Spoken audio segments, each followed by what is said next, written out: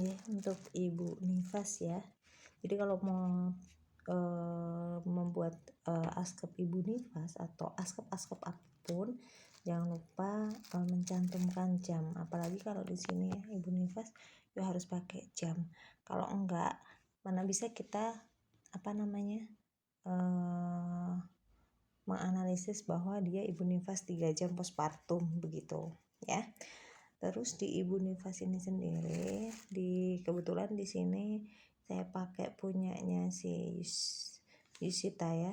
Jadi di riwayat obstetri itu selain dari tahun, kemudian persalinan, penolong tempat, ini tentunya riwayat persalinan dan nifasnya gimana gitu ya.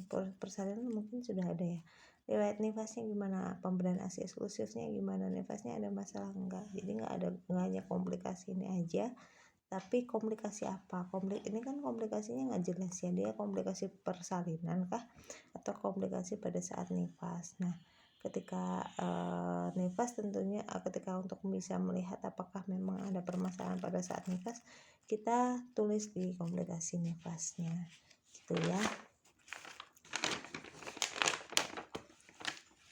Terus untuk yang ini riwayat KB, di situ kebetulan dia pernah KB pil sama alat kontrasepsi suntik ya. Jadi silahkan ditanya kenapa kok dia berhenti gitu. Terus ini riwayat kebutuhan sehari-hari ini yang perlu di garis bawahi ketika nifas. Dia nifas 3 jam postpartum. Tapi di sini riwayat nutrisinya ini sepertinya saya lihat nutrisinya ini bukan nutrisi pada saat nifas, tetapi pada saat dia masih hamil gitu ya. Nah tentunya ini bertolak belakang dengan askepmu kan masa nifas. Jadi ketika kita tanya itu ya pada saat nifas gitu ya, nifas itu gimana nutrisinya gitu, bukan pada saat sebelum nifas. Karena kalau 3 jam postpartum mana mungkin dia bisa udah makan 3 kali dalam sehari. Masa setiap jam harus makan dia, kan nggak mungkin ya. Terus di sini juga BAK sudah ibu menyatakan dalam sehari BAK sebanyak 1000 cc. Nah itu ya. Terus BAB sudah 1 kali. Nah kayak gini sepertinya kok tidak masuk akal ketika baru 3 jam postpartum sudah sebanyak itu pengeluarannya. Kemudian ini istirahat siang 1-2 jam, istirahat malam 7-8 jam, baru 3 jam postpartum loh ya. Terus di sini riwayat persalinan di sini balik lagi ke atas, namanya nifas kita bisa tahu dia 3 jam postpartum, tentunya harus ada riwayat persalinan. Kapan dia bersalin, apakah ada komplikasi saat bersalin gitu ya, itu harus ditambahkan. Terus aktivitasnya juga aktivitas saat ini ya, saat nifas 3 jam postpartum gimana.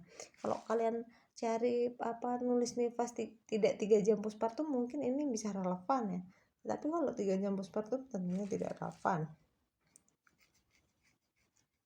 tidak rasional gitu ya. Terus di sini untuk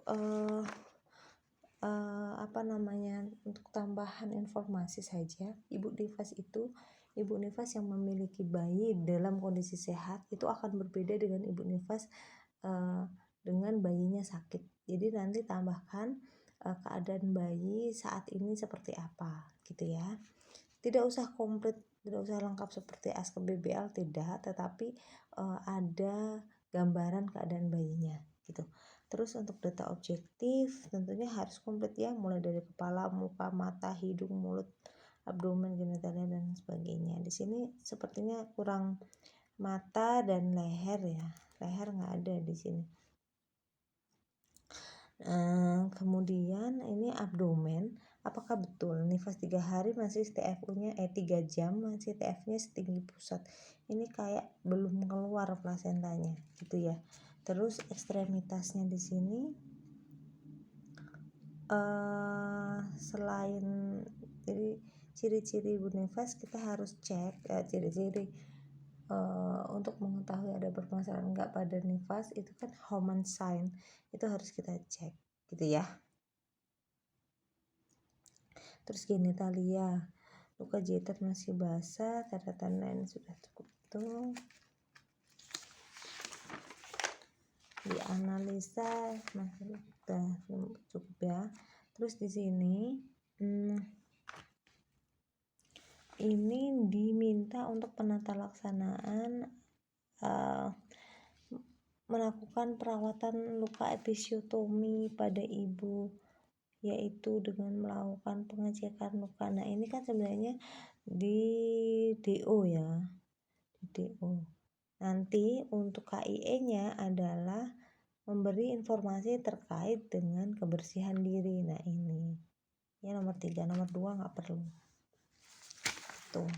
Terus kaitannya dengan KIE juga, jangan lupa kondisikan sesuai dengan masa nifasnya. Kalau 3 jam postpartum masa nifas dengan langsung bu nanti alat kontrasepsinya apa, kan nggak mungkin ya. Terus istirahatnya apa, bonding attachmentnya gimana gitu yang malah penting gitu ya.